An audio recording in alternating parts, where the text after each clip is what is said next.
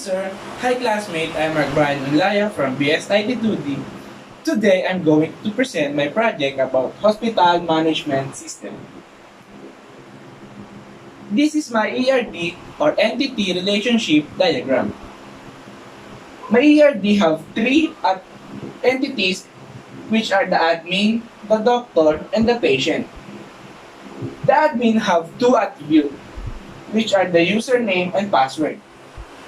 The doctor have three attributes, the ID, the doctor name, and the specialization. And the last is patient. Patient have five attributes which are the ID, patient name, patient disease, date and time of patient admission. In the first slide, you can see the login page where the admin can input the username and password to access the next page or the welcome page. And this is the code for my login page. Next slide is the welcome page where the admin can access the doctor's record and the patient's record. And this is the code for my welcome page. Next page, the doctor record page. In this page, you can see the add doctors, edit doctors, file doctor, and view doctor detail. And this is the code for the page.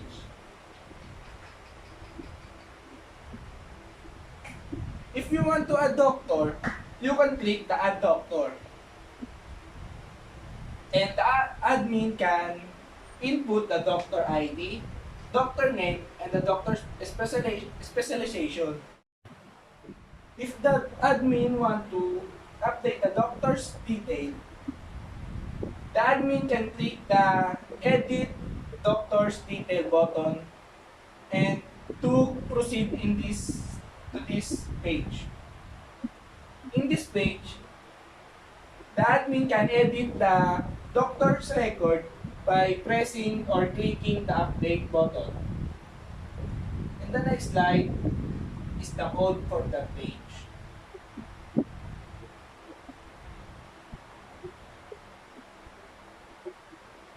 Next slide show the page for fire doctor.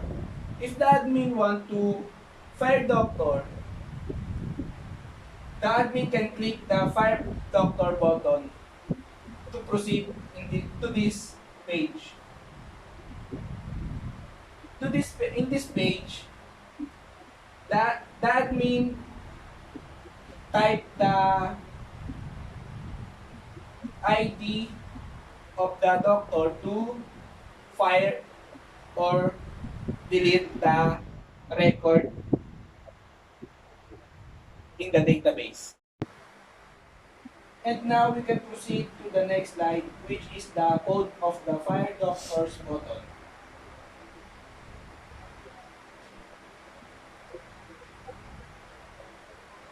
If the admin want to check the details of the doctor, the admin can click the view doctor's detail button.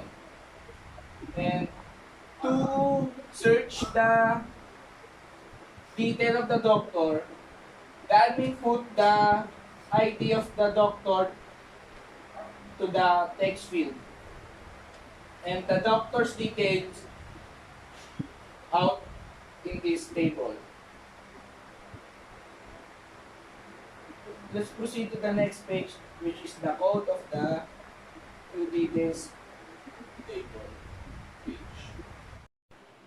In this slide, shows when the admin click the patient record button, where the admin can find the admit new patient button, edit patient details button, discharge patient button, view patient details button.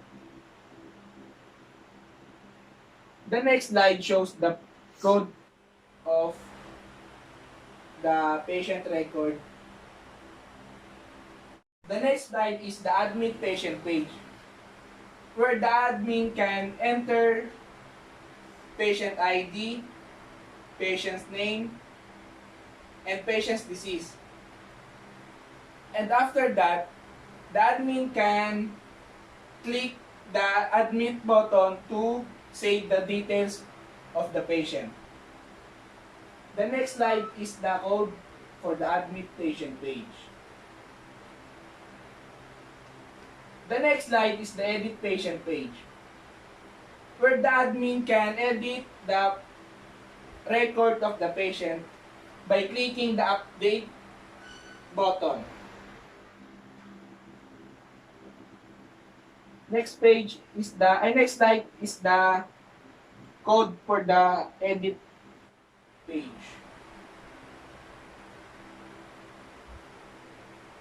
The next slide is the discharge patient page, where the admin can delete the record of the patient by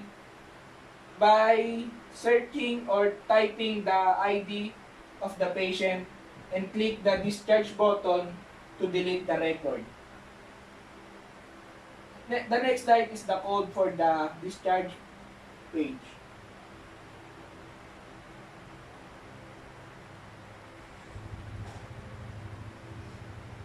The next slide is the patient details page, where the admin can find the details of the patient by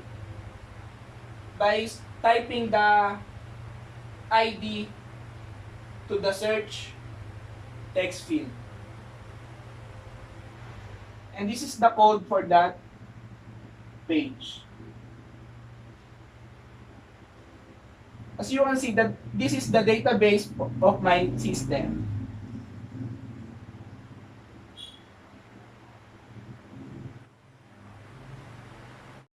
I'm going to show you the video of my system that I create.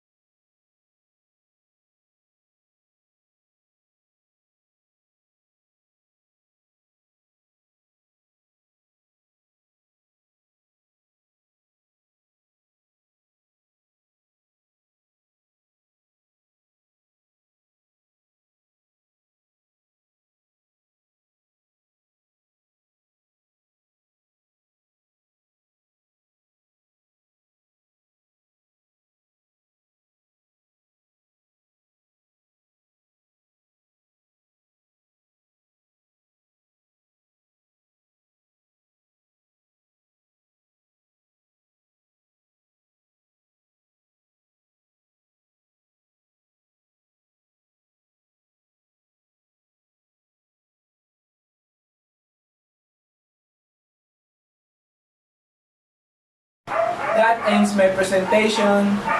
Thank you for listening. Have a good day. God bless.